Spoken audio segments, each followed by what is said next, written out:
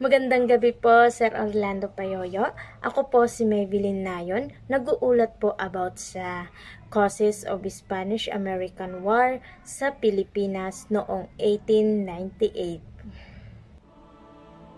Ang digmaang Espanya at Amerikano noong 1898 ay hindi lamang isang labanan sa pagitan ng Estados Unidos at Espanya, kundi isa itong mahalagang kaganapan na nagbukas ng pinto para sa mga Pilipinong na ipaglalaban ang kanilang kalayaan.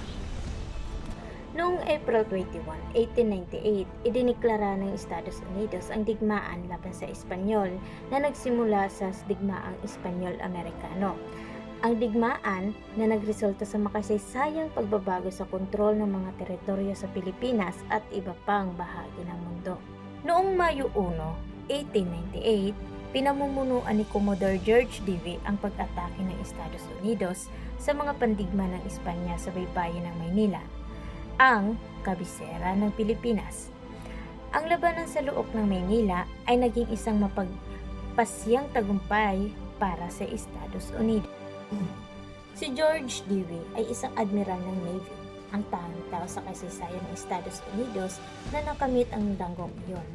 Kilala siya sa kanyang tagumpay sa labanan sa loob ng Maynila noong digmaang Espanyol-Amerikano, kung saan isang tauhan lamang ang nawala sa panig ng Amerika.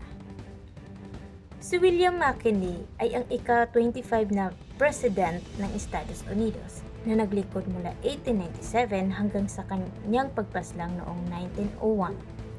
Siya ay namuno sa tagumpay ng digmaang Espanyol-Amerikano noong 1898. Nakuha niya ang kontrol sa Hawaii, Puerto Rico, Guam at maging ang Pilipinas.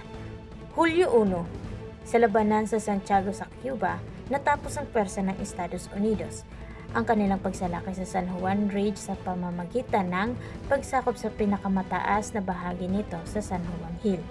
Upang maiwasan ang pagkakahuli, pinangunahan ni Admiral Pascual Cervera Itupite ang eskwadra ng Espanya palabas ng daungan ng Santiago.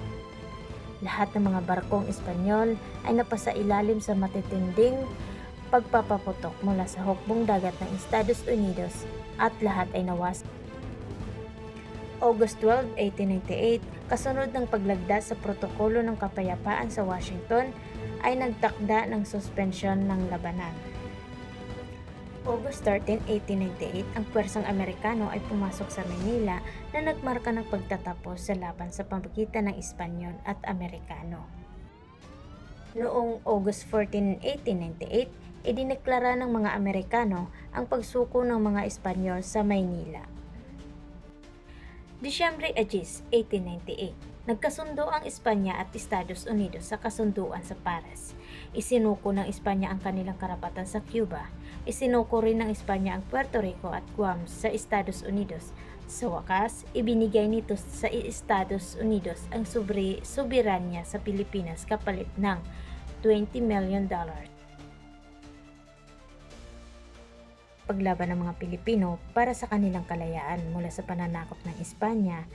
Mula pa noong ika-16 na siglo, ang bansa ay nasakupan ng mga Espanyol na nagpatupad ng mahigpit na kolonya sa pamahalaan. Ang mga patakarang ito ay nagdulot ng malalim na pagdurusa at pang-aapi sa mga lokal na mga mamamayan. Ang pagdating ng mga Amerikano sa Pilipinas ay nagmarka ng isang makasaysayang pagbabago sa bansa. Matapos ang pagkatalo sa Espanya sa digmaang Espanyol-Amerikano noong 1898. Ang mga Amerikano ay pumasok sa Pilipinas na may layuning kontrolin ang bansa at ipatupad ang kanilang mga patakaran, tulad ng pagsisimula ng kolonyal na pamamahala, pag-unlad ng infrastruktura, pagsiklab ng digmaang Pilipino-Amerikano, at sa kahalagahan ng edukasyon. Ang pagsabog ng USS Maine sa Havana Harbor noong February 15, 1898 ay isang mahalagang kaganapan na nagdulot ng matinding galit sa mga Amerikano laban sa Espanya. Ang insidenteng ito ay nagbibigay diin na panawagan para sa digmaan at naging isa ito sa pangunahing dahilan kung bakit nagpasya ang Estados Unidos na makialam sa mga kaganapan sa Cuba. Matapos ang pagsabog, maraming pahayagan sa Amerikano ang gumagamit ng yellow journalism, ang nag-ulat na ang Espanyol ang responsable sa pagkasira ng barko. Ang mga Pilipinong revolusyonaryo sa pangunguna ni Emilio Aguinaldo ay nakipagtulungan sa mga Amerikano sa pag-asang makakamit ang kalayaan mula sa Espanya. Sa simula, ang pakikipagtulungan na ito ay nagbigay ng pag-asa sa mga Pilipino na ang Estados Unidos ay magiging kaalyado nila sa kanilang laban para sa kalayaan. Ang mga revolusyonaryo ay umaasa na ang tulong ng mga Amerikano ay magdadala sa kanila sa tunay na kasarinlan. Ngunit matapos ang pagkatalo ng Espanya sa digmaan, nagpatuloy ang labanan dahil sa nais ng Estados Unidos na kontrolin ang Pilipinas. Sa halip na makamit ang inaasam na kalayaan, ang mga Pilipino ay naharap sa bagong mananakop. Ang mga Amerikano ay nagpatupad ng mga patakaran na naglalayong panatilihin ang kanilang kontrol sa bansa, na nagdulot ng hidwaan sa pagitan ng mga Pilipino at mga puwersang Amerikano. Ang pag-asa ng mga Pilipino na makamit ang tunay na kalayaan sa pamamagitan ng pakikipagtulungan sa mga Amerikano ay nagbago sa isang masalimuot na sitwasyon, kung saan ang kanilang pakikibaka ay nagpatuloy laban sa bagong kolonyal na pamamahala. Ang mga pangarap ng kalayaan ay nagbigay diin sa kanilang determinasyon na ipaglaban ang kanilang karapatan at kasarinlan kahit na ang mga Amerikano ay naging bagong hadlang sa kanilang layunin.